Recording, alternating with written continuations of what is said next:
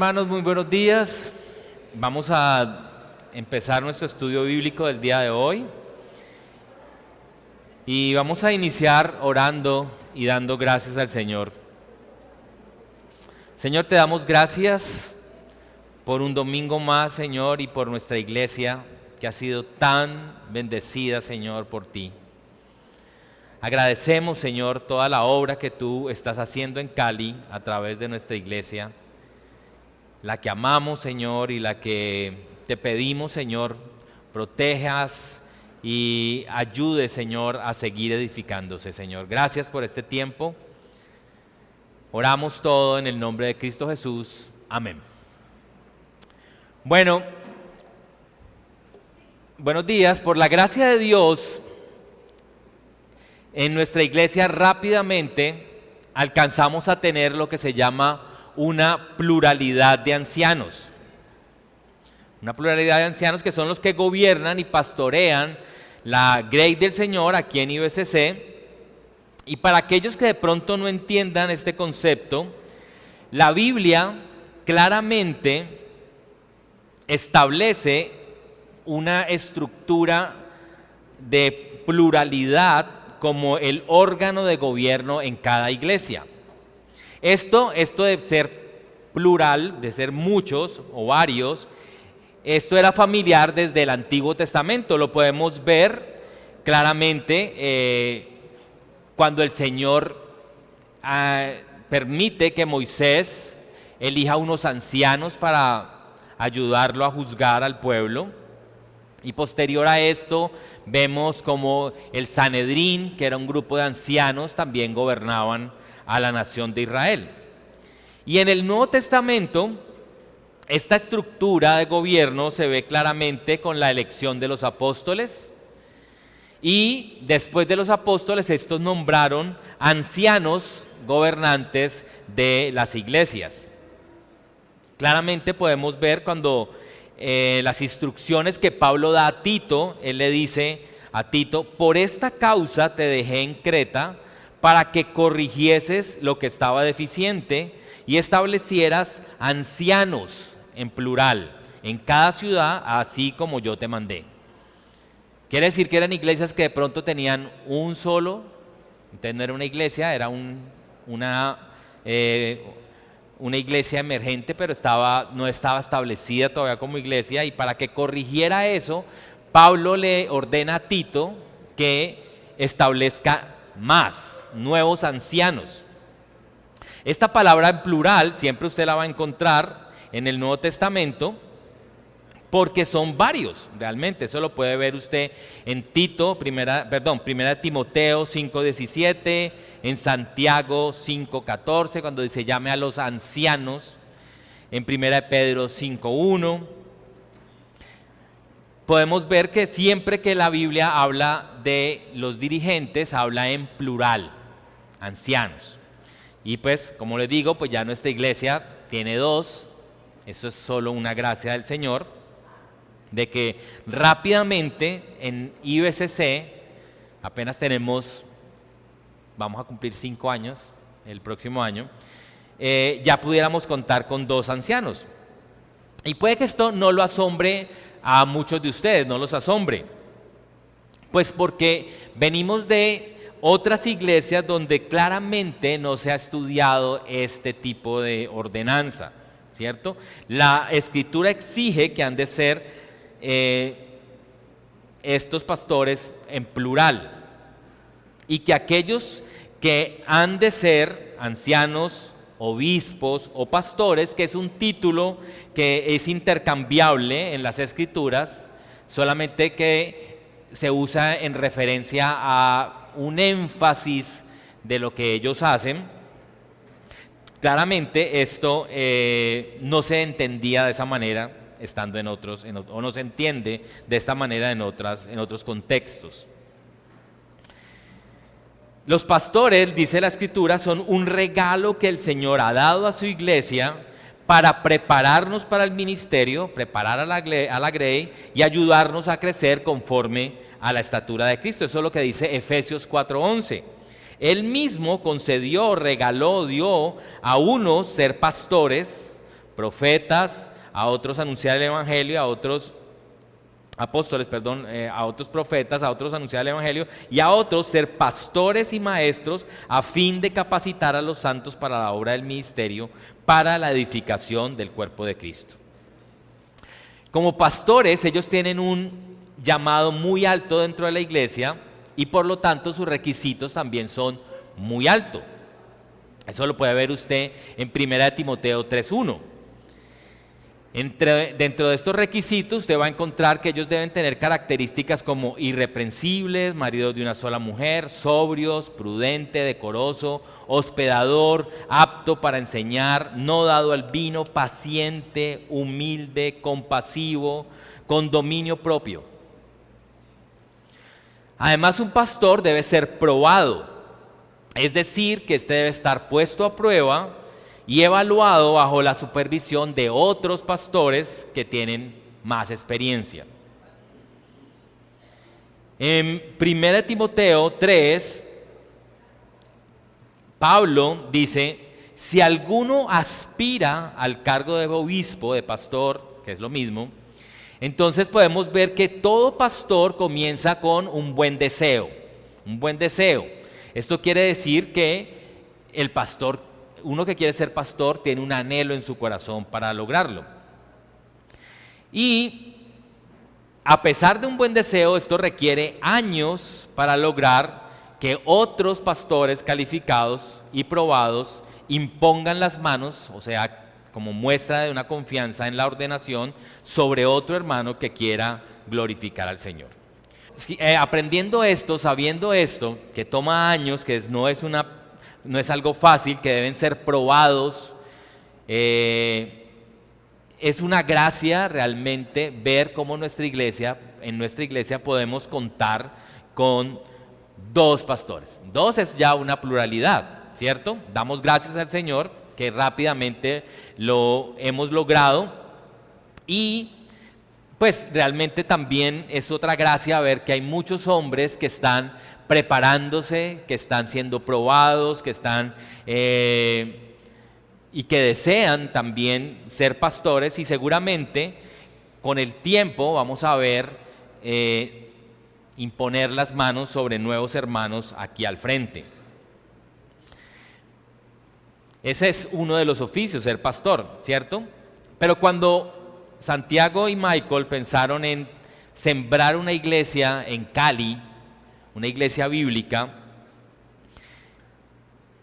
esto implicaba querer hacer todo a la manera en que la Biblia enseña y lo ordena. Así que ellos no solo oraron porque pronto hubiera una pluralidad de ancianos, sino que también que el Señor levantara diáconos dentro de la iglesia. Y hoy vamos a estar hablando de los diáconos.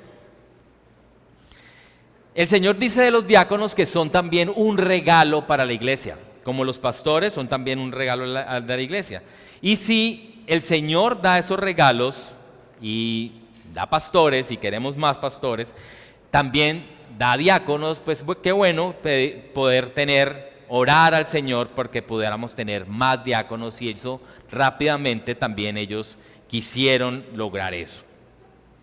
Mire, cuando una iglesia intenta ser una iglesia bíblica, una iglesia sana, no solamente se preocupa por los altos estándares de santidad e integridad y pureza que deben tener los líderes, sino que también ella quiere adoptar toda la forma específica de gobierno que la misma Biblia enseña. Todo lo que la palabra manda, entonces ellos quieren, uno como iglesia bíblica quiere también hacerlo. Querer hacer las cosas como el Señor ordena va a hacer que la iglesia crezca, va a hacer que la iglesia quiera alinearse con las Escrituras, o sea que nos va a hacer tener la mente de Cristo y nos va a hacer más como Cristo. Y la forma de que se gobierna la iglesia tiene mucho que ver con este tipo de características de la iglesia.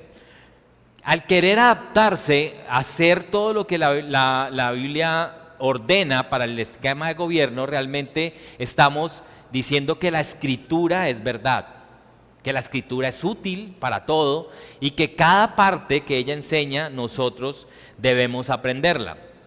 Pensemos un poco con las diferencias que podríamos tener con otras iglesias. Vamos a hablar de las que consideramos iglesias de sana doctrina, por supuesto. Cuando hablamos que tenemos diferencias con otras iglesias que también tienen sana doctrina y que hablamos que estas diferencias pueden ser menores, lo que estamos diciendo no es que estamos de acuerdo si alguien enseña o no mal sobre la salvación, si alguien enseña mal sobre la expiación o sobre la deidad de Cristo, si Cristo es Dios o no, eso no sería menor. Lo que estamos diciendo es que puede que hayan otras iglesias que consideramos hermanos, pero que pueden tener algunas malinterpretaciones, como en el bautismo, por ejemplo. Hay iglesias que tienen malinterpretación con el bautismo. Hay iglesias que malinterpretan el regreso de Cristo. Y también hay iglesias que no interpretan correctamente el gobierno de la iglesia.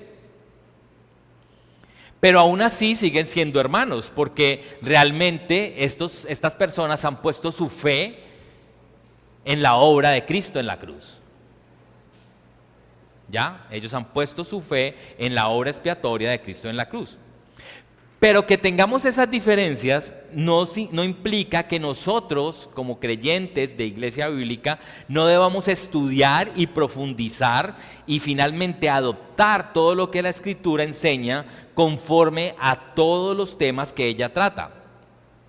Así vamos a poder llegar a un conocimiento más elevado y vamos a adoptar la Escritura porque creemos que toda la Escritura es útil para la vida y la piedad. Así que tratando de tener todas las características de una iglesia bíblica, el anhelo de los pastores en IBCC era también tener diáconos dentro de la congregación. No sé si ustedes alguna vez habían escuchado hablar de los diáconos. Yo sí, pero no había profundizado antes tanto en esto realmente. Los requisitos, lo que significa para la iglesia, eso realmente para mí fue nuevo, una idea nueva que no había leído antes, que sí la había leído, pero nunca había profundizado. Y el título de diácono hoy en día en las diferentes iglesias puede tener diferentes significados. Esto es, cada iglesia como que pone un significado a esta palabra. Muchos constituyen diáconos a la junta oficial de la iglesia, ¿cierto? Es decir, como un grupo de administradores que son muchas veces los que forman o toman el curso de lineamientos en los que la iglesia debe moverse. Muchas veces estas juntas administradoras o de diáconos están por encima del pastor, así no lo llamen diáconos, son como una junta directiva de la iglesia, y el pastor de estas iglesias toma una figura más como un empleado que es contratado por ellos. Otras iglesias pueden nombrar diáconos a casi todos los asistentes o regulares, es decir, a los asistentes regulares a la iglesia, es casi como la membresía de la iglesia, no practican la membresía, pero nombran a estas personas que están comprometidas con el servicio en la iglesia como diáconos también, porque entienden la palabra diácono como un servidor. Entonces todo el que sirve es un diácono. Otras iglesias, como la católica por ejemplo, pueden usar el título como una insignia de honor. Entonces llaman diáconos a determinadas personas como una insignia de honor, y después a estas personas les permiten usar, servir como una especie de reverendo para los laicos. Y así puede haber tantas interpretaciones del oficio de diácono que es posible que usted necesite, cuando haya alguien que se presente como un diácono, preguntar qué es lo que cree para poder entender de qué se trata su servicio realmente. Ahora, ¿cómo se usa entonces la palabra diácono en el Nuevo Testamento? ¿Cómo es que se usa? Bueno, la palabra diáconos viene del griego diáconos, casi está igualita, solo que nosotros escribimos con C y ellos con K, pero es la misma, diáconos, no hay una traducción exacta y significa siervo, diáconos, pero hay otras que son derivadas de ahí como diaconía, que significa servicio, y diaconeo, que significa servir.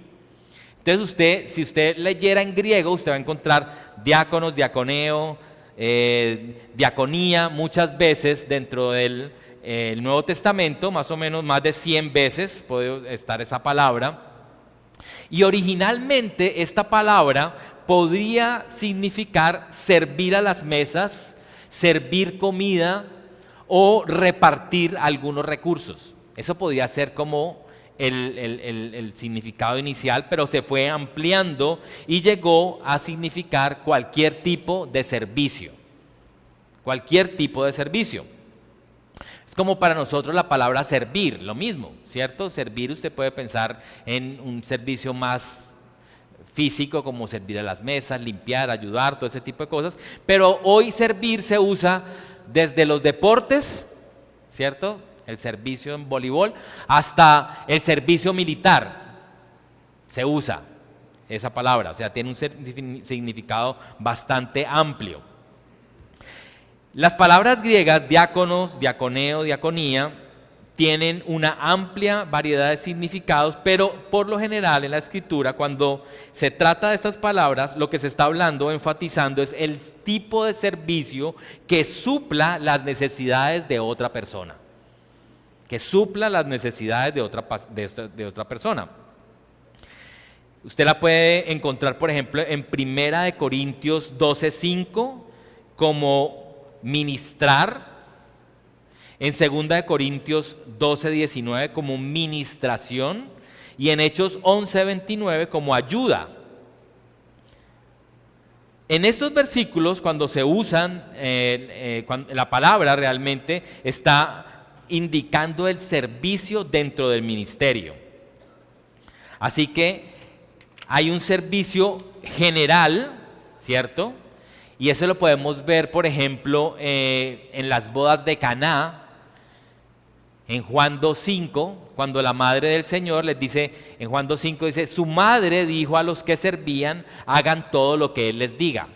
Si lo fuéramos a leer con el griego, diría, su madre dijo a los diáconos, hagan todo lo que Él les diga.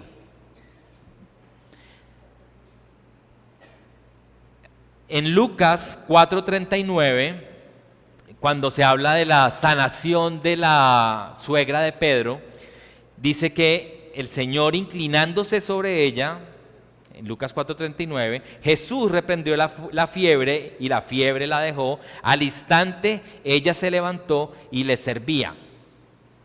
Y les diaconeó, sería. Y les diaconeó. O sea, quiere decir, si miramos el significado original, pues que de pronto les sirvió alimentos. De pronto les suministró alimentos.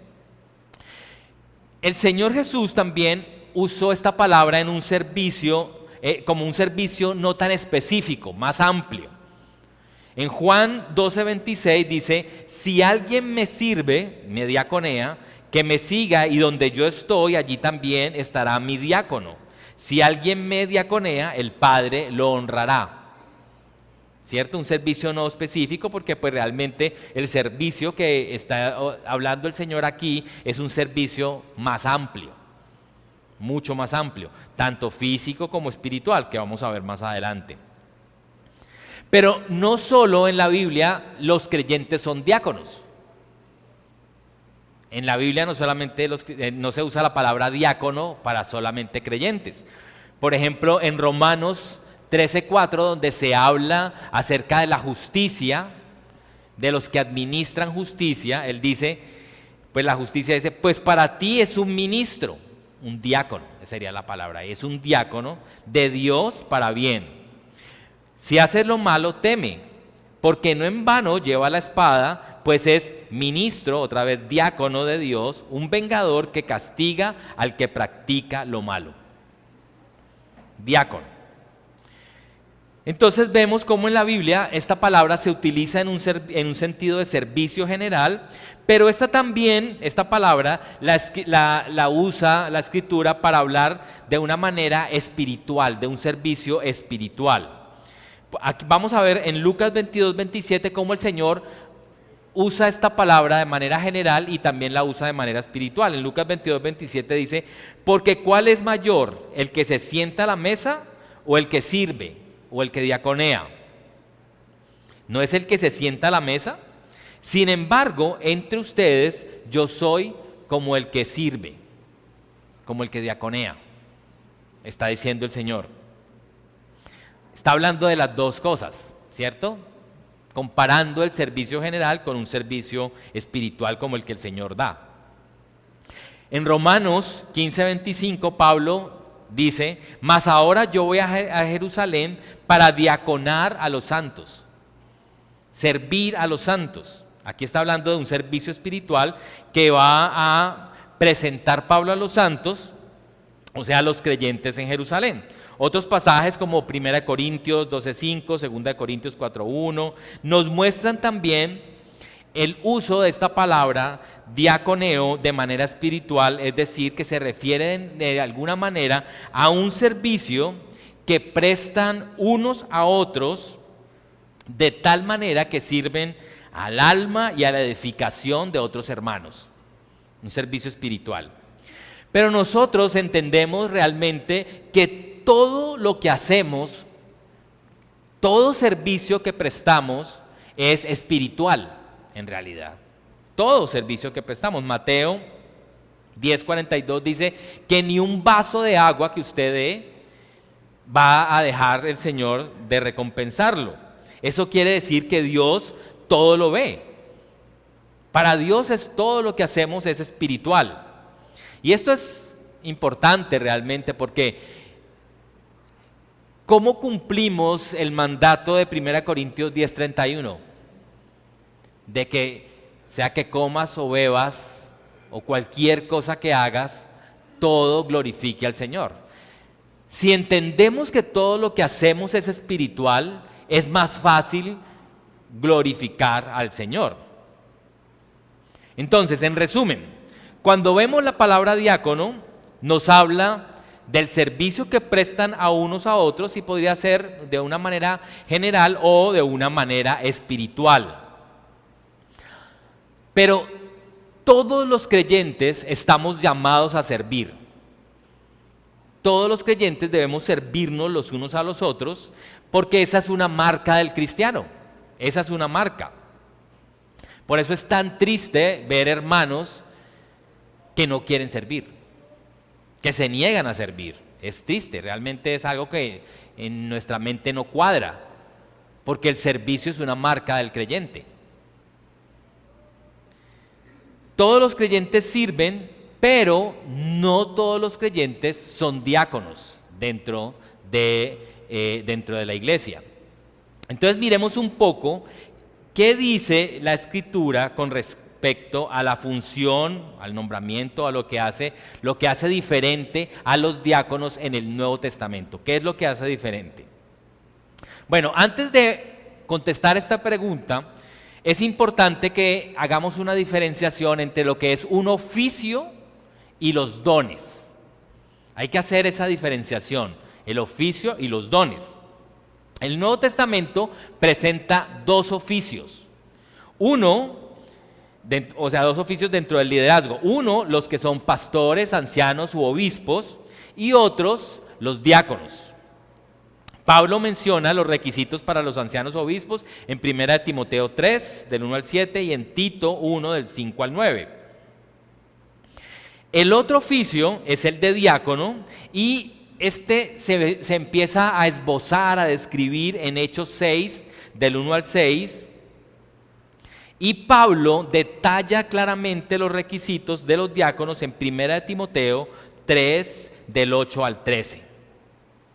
Según 8:6, no lo vamos a leer, según Hechos 6, lo que vamos a leer, no lo vamos a ver, sino que lo vamos a estudiar, se dice que se escogieron a 7 hombres llenos del Espíritu Santo y sabiduría para ministrar necesidades físicas que tenía la congregación en ese momento. Era servir a las mesas, cuidar de las viudas, permitiendo así que los apóstoles se concentraran en unas necesidades más altas espirituales, que era el orar y el estudiar la palabra.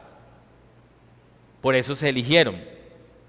Ahora, todos los creyentes tenemos dones, todos los creyentes. Cuando usted nació de nuevo, el Señor le dio unos dones a usted, le dio unos dones. Y estos dones no son para sí mismo. La Escritura dice que son puestos para servir a los demás. Hay personas que dentro de la congregación tienen el don de servicio, pero no todos son designados como diáconos. Hay personas que tienen el don de enseñanza, pero no todos son pastores. Si entendemos eso, entonces podemos entender que hay unos oficios establecidos y hay unos dones dados por el Señor para servir.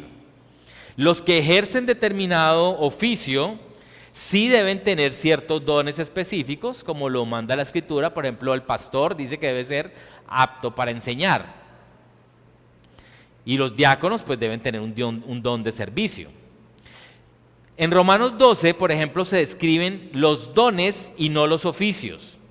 Dice, de manera que, teniendo diferentes dones según la gracia que nos es dada, si el de profecía, úsese conforme a la medida de la fe; si el de servicio, en servir; el que enseña en la enseñanza; el que exhorta en la exhortación; el que reparte con liberalidad; el que preside con solicitud; el que hace misericordia con alegría. Ahí está hablando de los dones. Pero el pasaje como Hechos, que describen la elección de los diáconos, que son hombres llenos del Espíritu Santo, sabios y de buen testimonio, nos habla de unos que fueron elegidos específicamente para una labor específica que se debía cumplir en ese momento. Esta era una iglesia joven, una iglesia emergente realmente, con necesidades particulares en ese momento.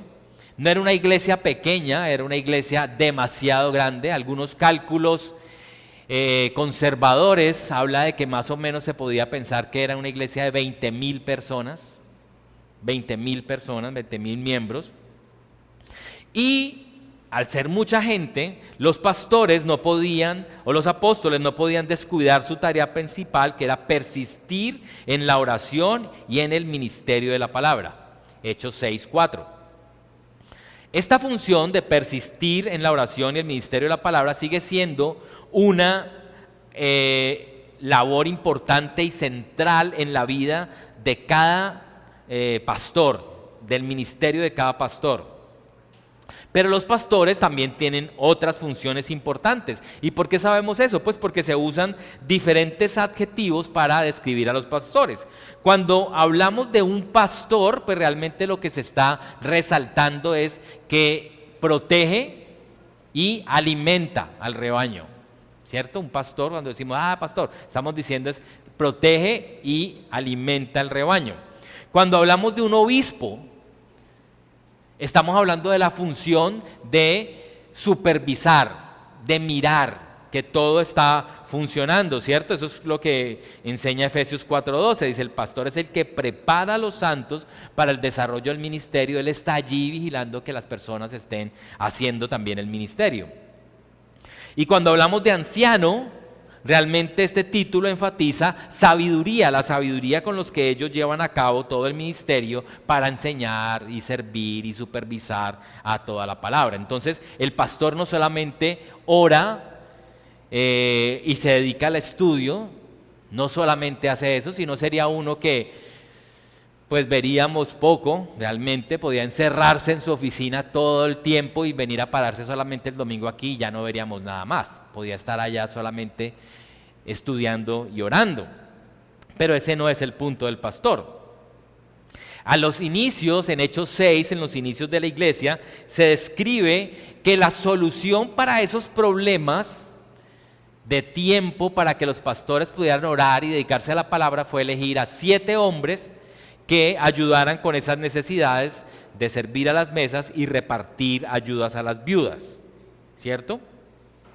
Pero vemos también pronto en Hechos 6 o 7 años más tarde, cómo hubo otros problemas. 6, 7 años más tarde hubo otros problemas. En Hechos 11, 27 al 31 dice que en aquellos días unos profetas descendieron de Jerusalén y Antioquía, y llevándose uno de ellos a uno llamado Ágabo, daba a entender por el Espíritu que vendría una gran hambre en toda la tierra habitada, la cual sucedió en tiempo de Claudio. Entonces los discípulos, cada uno conforme a lo que tenía, determinaron enviar socorro a los hermanos que habitaban en Judea, lo cual en efectivo hicieron, enviando ¿a quiénes? ¿A los diáconos? No, a los ancianos, por mano de Bernabé y Saulo.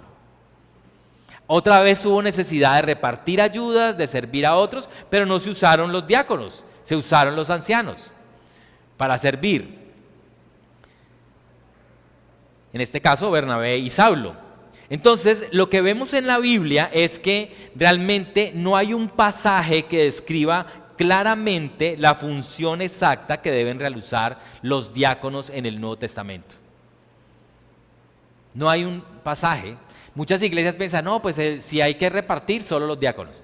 Si hay que servir a las mesas, solo los diáconos. No es así. No es eso lo que enseña la Escritura.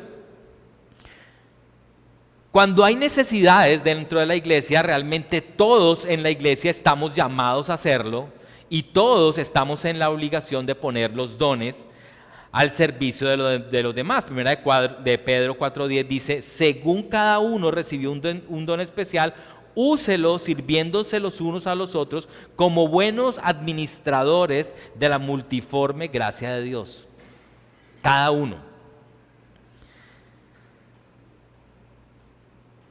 Si decimos que solo los diáconos serían los que sirvieran, pues realmente no seríamos un cuerpo. El cuerpo está hecho para servirse los unos a los otros. Los más fuertes a los más débiles y los más débiles tienen una función también importante. Pablo, pero bueno, podríamos decir entonces que es que no hay, que todos son diáconos. No, ya sabemos. ¿Por qué? Pues Pablo, por ejemplo, en su carta a los filipenses, en su saludo, Filipenses 1, del 1 al 2, establece claramente estas diferencias. Dice, Pablo y Timoteo, siervos de Jesucristo, a todos los santos en Cristo Jesús que están en Filipos, con los obispos y los diáconos. O sea, podemos ver que en la iglesia hay tres tipos de personas. Hay toda la iglesia, y hay unos obispos o pastores, y hay los diáconos. Y también sabemos que esto es así porque Pablo establece los requisitos para los diáconos en 1 Timoteo 3, del 8 al 13. Y vamos a ir ahí a 1 Timoteo 3, del 8 al 13. Vamos a estar un momento ahí. Aquí está Pablo hablando a Timoteo, quien es el año 67, está iniciando las iglesias, está poniendo en orden todo como tiene que verse en las iglesias. En Hechos todavía no estaba eso ordenado. Cuando vemos Hechos, vemos los esbozos de los diáconos, dice que sean varones llenos del Espíritu Santo, de buen testimonio y de sabiduría. Pero Pablo, en 1 Timoteo 3, del 8 al 13, establece con claridad, punto por punto, cuáles son las características de estos diáconos. Por eso es que cuando la gente saca doctrinas del libro de los Hechos, puede equivocarse. Porque el libro de los Hechos narra cómo sucedieron los hechos. Así es. Ahí pasó de esta y de esta manera. Pero cómo se establecen las cosas, claramente lo explica las cartas en el Nuevo Testamento. Los libros de narrativa es difícil sacar doctrina de ahí. En los libros, en las epístolas es donde podemos claramente ver cómo se establece. Aquí está Pablo estableciendo con Timoteo cómo debe ser elegidos los diáconos. Entonces 1 Timoteo 3, 8 al 13 dice: de la misma manera también los diáconos, ahí que está diciendo, de la misma manera también los diáconos. Pues antes, del 1 al 7, está hablando de los requisitos para el pastor, ¿cierto? Hay unos requisitos para el pastor, deben ser así, así, así, así. Y entonces ahora dice, así mismo como hay requisitos para el pastor, de la misma manera también los diáconos deben ser dignos de una sola palabra, no dados al mucho vino, ni amantes de ganancias deshonestas, sino guardando el ministerio de la fe con limpia conciencia, que también estos sean sometidos a prueba primero, y si son irreprensibles, que entonces sirvan como diáconos. De igual manera, las mujeres deben ser dignas, no calumniadoras, sino sobrias, fieles en todo, que los diáconos sean maridos de una sola mujer y que gobiernen bien a sus hijos y sus propias casas, pues los que han servido bien como diáconos obtienen para sí una posición honrosa y gran confianza en la fe que es en Cristo Jesús. Aquí vemos entonces el oficio de los diáconos establecido y los requisitos para ejercerlo. Entendemos claramente que no está hablando del servicio en general, porque se habla del oficio de los pastores y ahora de los diáconos. La epístola de Timoteo, que se escribió en el año 64, realmente lo que está haciendo Pablo aquí es establecer el fundamento para nuestra época, para nosotros también ahora. Ahí lo que está haciendo es eso.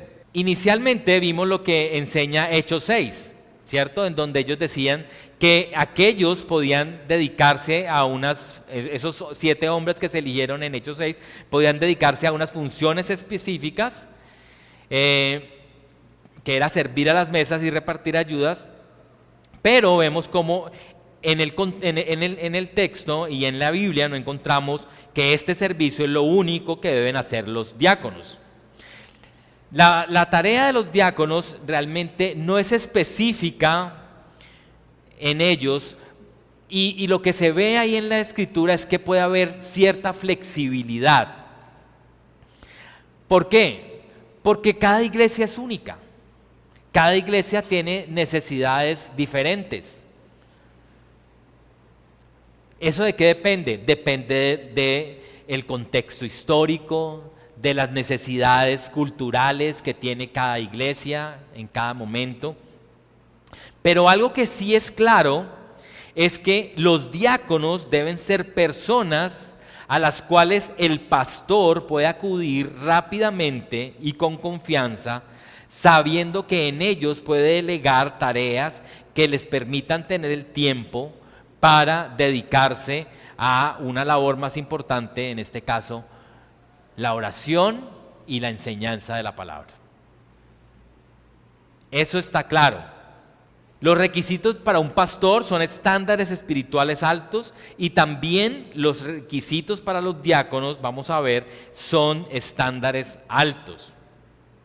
Y esto debe ser así porque conecta con los propósitos de los diáconos dentro de la iglesia. Los diáconos sirven para que los pastores puedan tener el tiempo para estudiar la palabra, la enseñanza, realizar su enseñanza, su predicación y orar, porque esta labor que realizan los pastores cada domingo desde este púlpito está impartiendo a toda la congregación la guía general para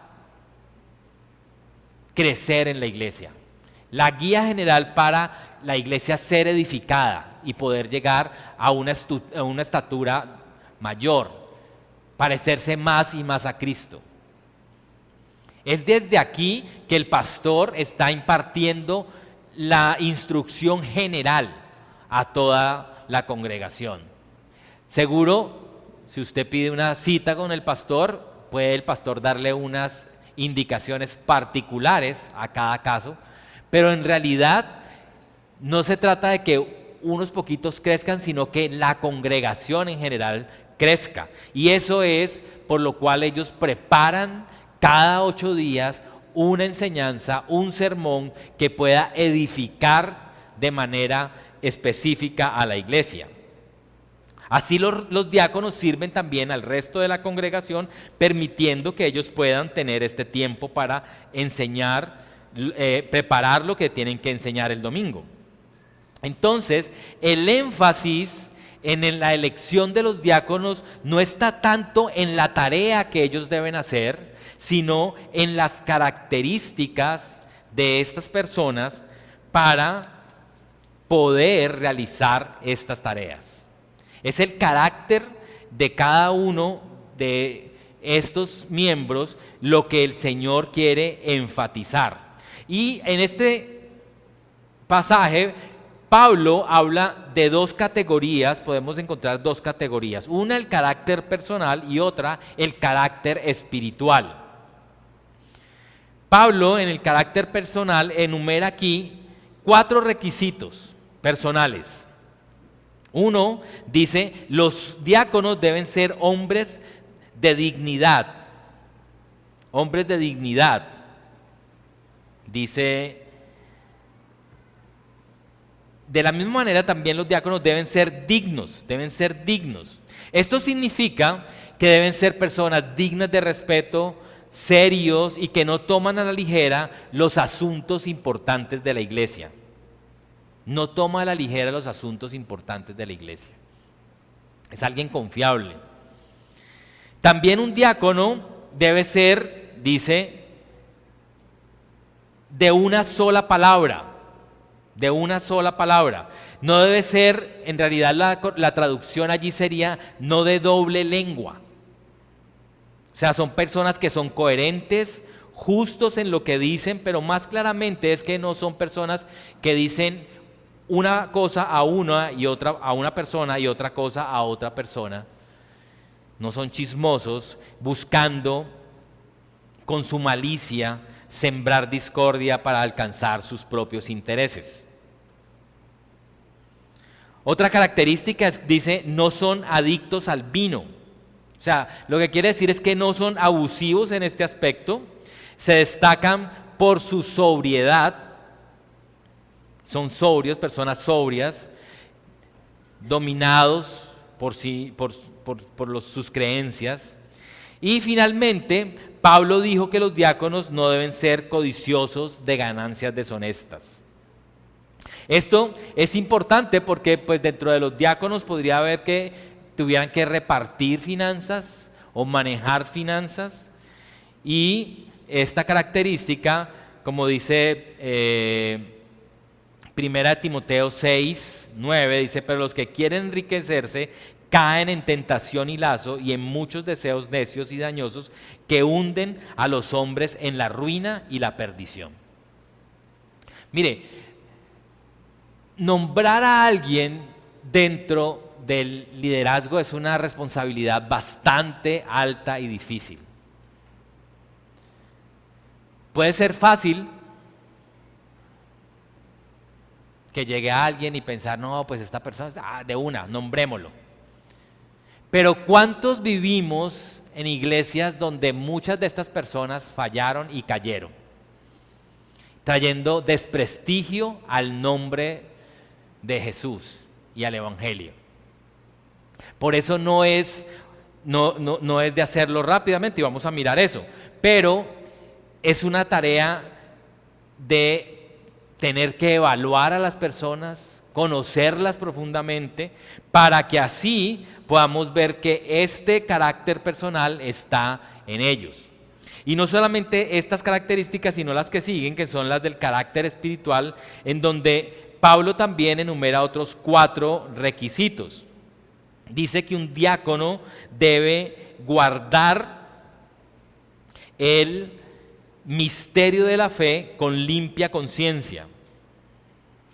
En otras palabras, lo que dice es que las convicciones que este hombre tiene, basadas en las verdades del Evangelio, es cómo vive, es la manera en que vive. Una conciencia limpia implica que vive con estas convicciones, no solo las conoce, sino que vive con ellas, se aferra a ellas por medio de la fe y aplica estas verdades a la vida diaria, en cómo vive.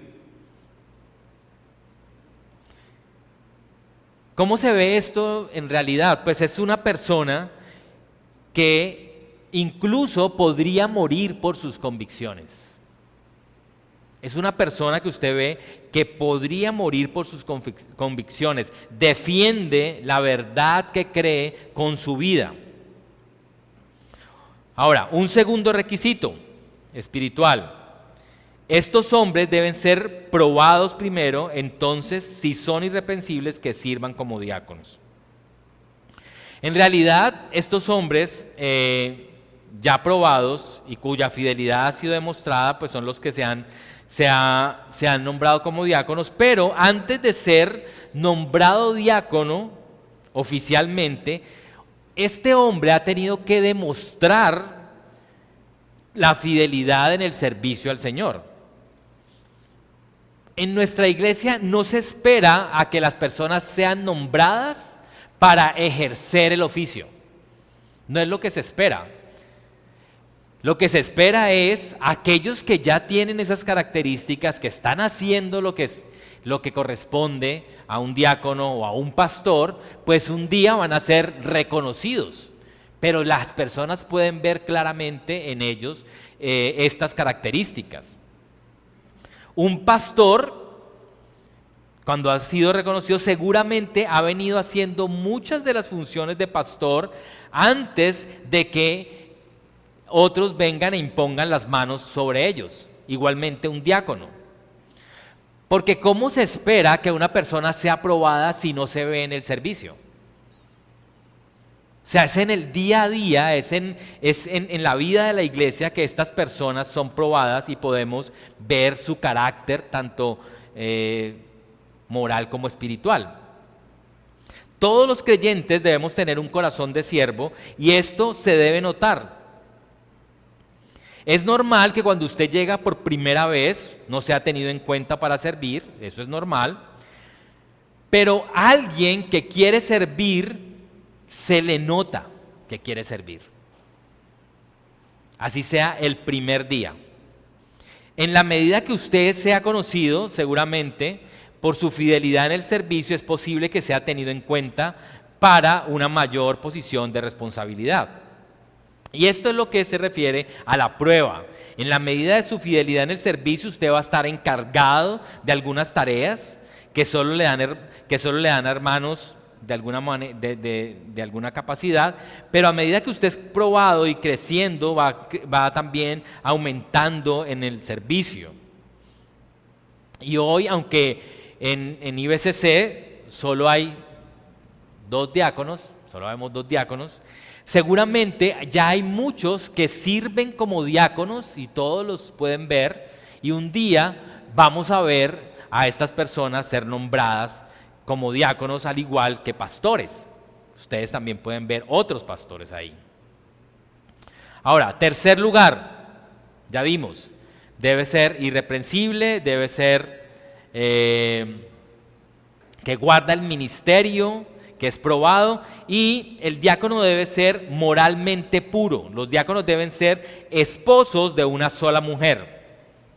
¿Qué significa esto? Esto significa que son moralmente puros, que es un hombre que está consagrado a una sola esposa, no solamente que tiene una sola esposa. Eso no es lo que está diciendo ahí. Significa que esa esposa que él tiene es la persona que él busca amar, como Cristo amó a la iglesia. Es la persona que él busca proteger, cuidar de una manera sacrificial. Su esposa es su ministerio principal. Eso es lo que significa. No solo que es una, sino que es realmente su ministerio principal.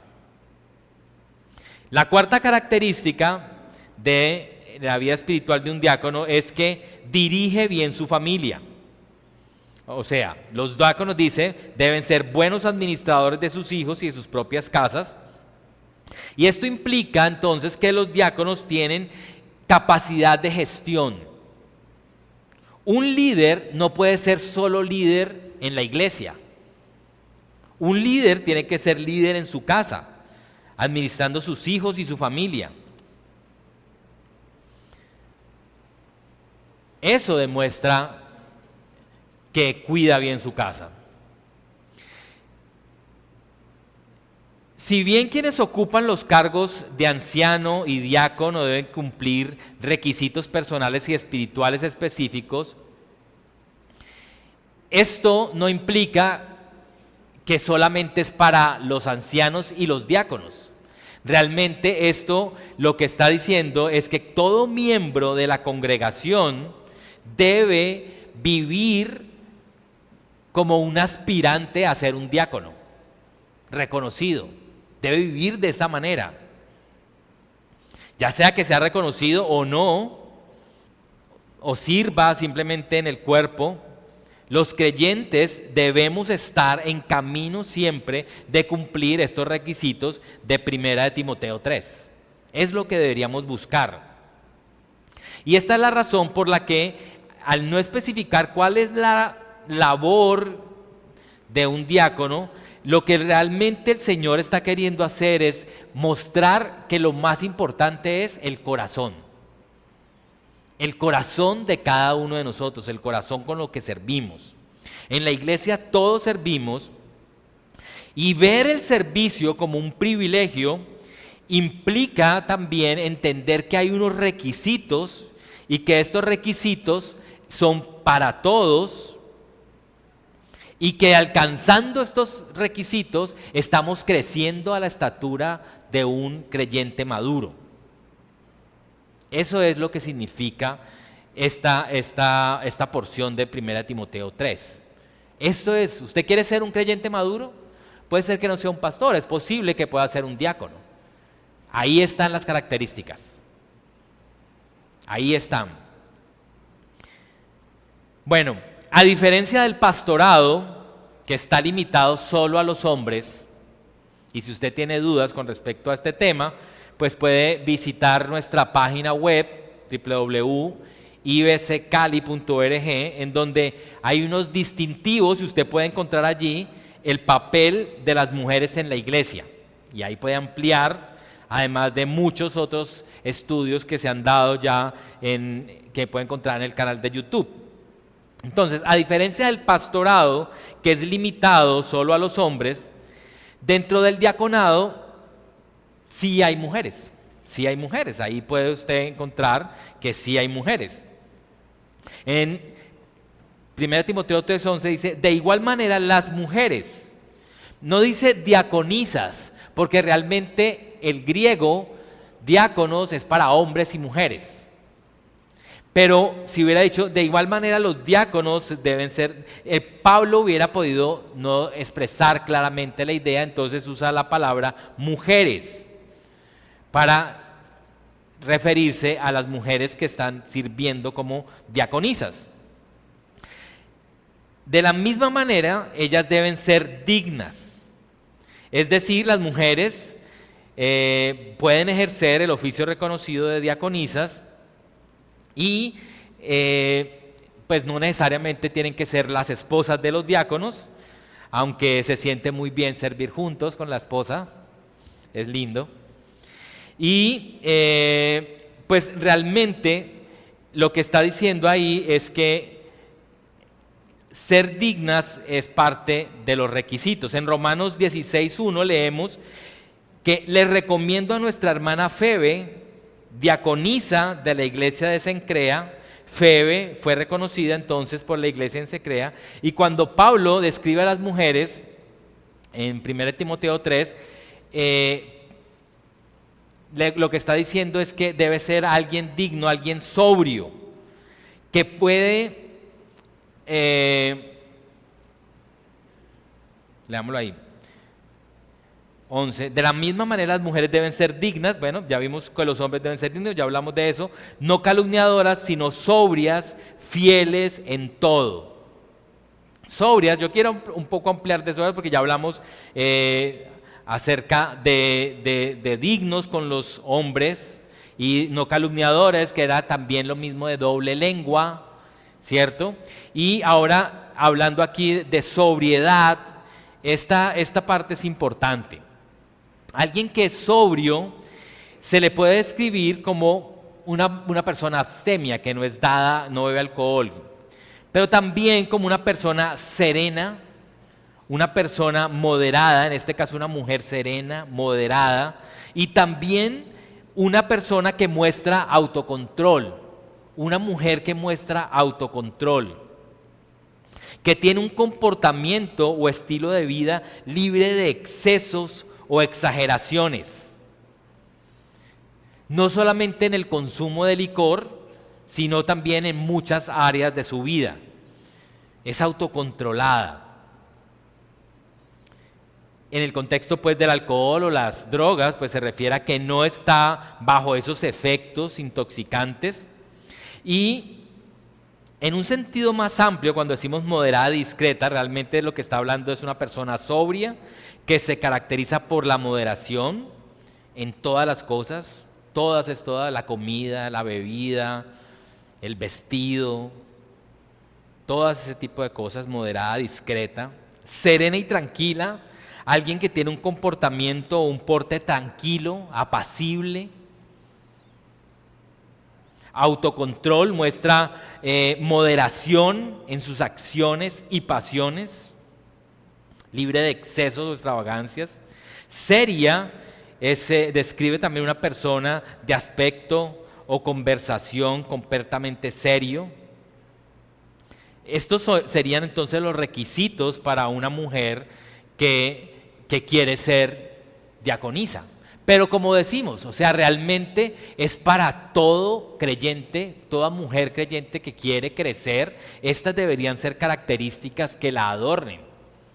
Estas deberían ser las características que la adornen. Bueno, ¿cuáles pueden ser entonces las diferencias entre los diáconos y los obispos? Pues en realidad la Escritura dice que las características o los requisitos son exactamente los mismos, solo que a los ancianos se les exige tener la capacidad de enseñanza. Se les exige la capacidad de enseñanza, ¿cierto? Eso no se repite para los diáconos, no deben tener esta destreza. No significa que un diácono no pueda enseñar, significa que el pastor debe tener sí o sí la capacidad de enseñanza. Y la de los diáconos es la de administrar, pastorear, o sea, cuidar del rebaño.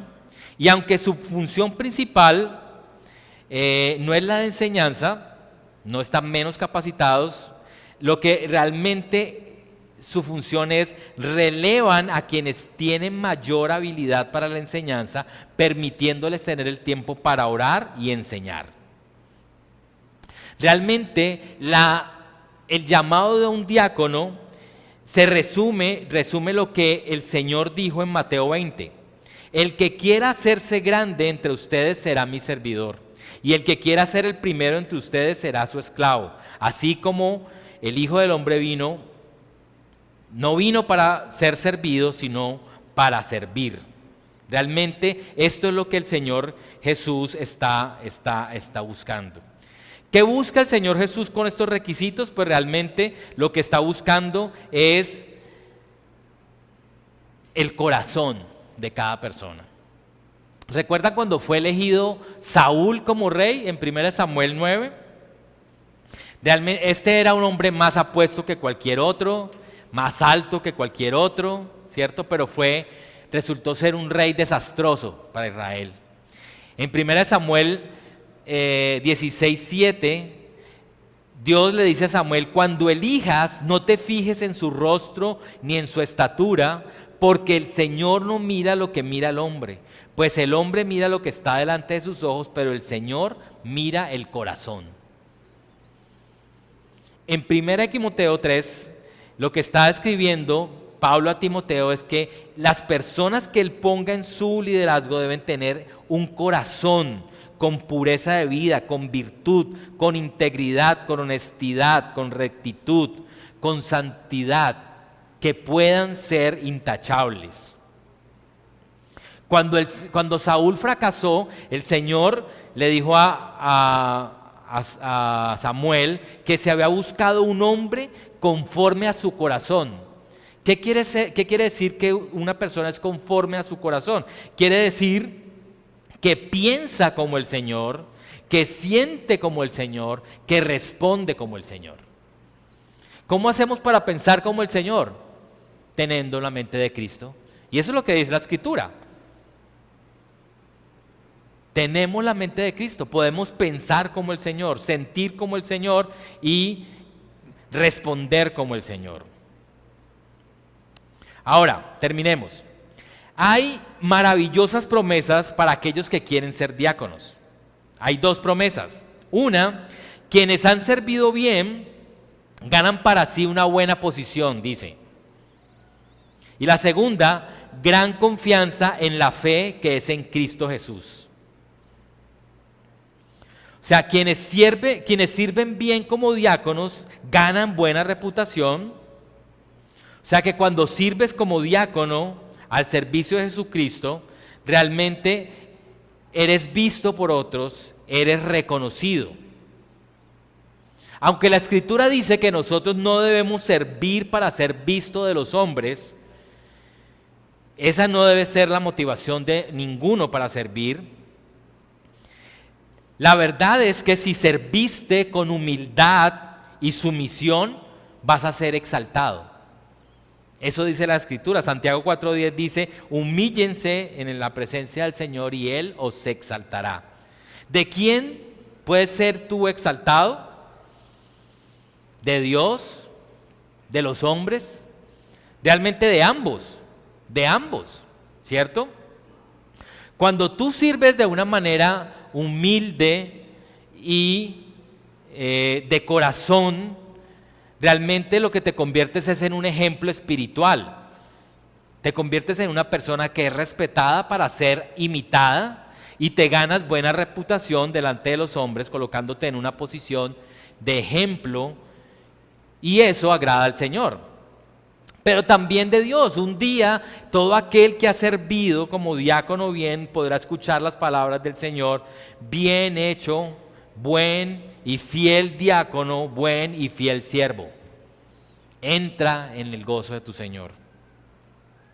Ahora, la segunda recompensa: gran valentía en la fe, que es en Cristo Jesús. Cuando sirves bien, ¿sabe qué pasa? Usted recibe la bendición de poder ver a Dios obrar a través de su servicio. Usted ve a Dios obrar a través de su servicio. Usted ve cómo otras personas cambian por cómo usted lo anima, por el ejemplo que usted les da. Usted ve cómo Dios lo puede usar. Ve Dios cómo da un propósito diferente a su vida. Y esto lo motiva a usted para un mayor servicio. Ahora usted puede verse más valiente. Detrás de todo cristiano que es usado por Dios, usted puede ver cómo los dones afectan a otros, sus dones afectan a otros de una manera positiva, y eso le debe dar ánimo a saber que Dios puede usarlo para ganar a los perdidos, para servir a los santos, para servir a la iglesia. Y esto va a hacer que usted tenga más confianza, más seguridad al servir al Señor, es decir, lo hace más valiente, más eficaz y más útil. Si usted sirve como diácono de esta manera, usted va a ser cada vez más y más eficaz en su servicio. Podrá aceptar retos en el servicio. ¿Y cómo los va a aceptar? ¿Cómo podemos aceptar esos retos en el servicio? Pues mirando al pasado. El Señor ha sido fiel. El Señor me ha respaldado en estas tareas, sirviendo fiel. Ahora, sabiendo eso, yo puedo hacer otras. Puedo crecer en mi servicio. Realmente son recompensas lindas que el Señor quiere dar a todos. Y este es el tipo de servicio que Dios quiere que nosotros prestemos a la iglesia para servirlo a Él. Yo espero que hoy, al estudiar todo esto acerca de los diáconos y del servicio, podamos ser animados a servir de una mejor manera al Señor, una manera con excelencia, y que un día, al final de nuestros días, podamos escuchar ese bien siervo y fiel, sobre poco has sido fiel, sobre mucho te pondré, entra en el gozo de tu Señor. Oremos. Señor, gracias por nuestra iglesia, Señor, gracias porque a pesar de ser tan indignos, a ti te plació, Señor, usar estos vasos rotos para tu servicio, Señor. Para que tú lleves la mayor gloria, para que nadie vea el vaso, Señor, sino que pueda ver el poder de Cristo en cada uno de nosotros, Señor. Ayúdanos a servirte de la mejor manera. Ayúdanos, Señor, a trabajar en nuestras vidas para alcanzar estos requisitos, Señor. Sabes que, como Pablo decimos, no lo hemos logrado ya, Señor, pero proseguimos cada día a la meta, Señor, para poder alcanzarlo. Ayuda a esta iglesia, Señor, a ser una luz, un faro, Señor, de salvación, Señor, en medio de este país, Señor, en medio de Cali, Señor. Que muchas personas puedan ser llevadas al conocimiento tuyo a través del servicio de cada uno de mis hermanos. Oramos en el nombre de Cristo Jesús. Amén.